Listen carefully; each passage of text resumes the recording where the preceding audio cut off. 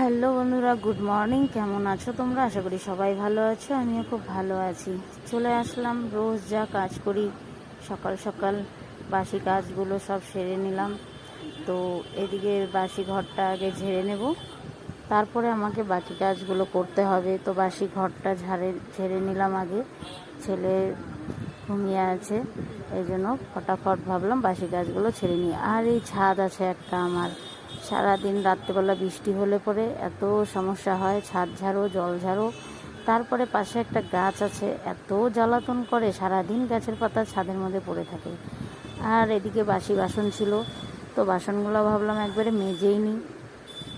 আর কালকে এক বালতি কাপড় ভিজিয়ে রেখেছি, কাপড়গুলোও আমাকে কাচতে হবে। তাই জন্য ভাবলাম ফটাফট কাপড়গুলো কেচে নিই। চলে আসলাম আবার কাপড় কাচতে।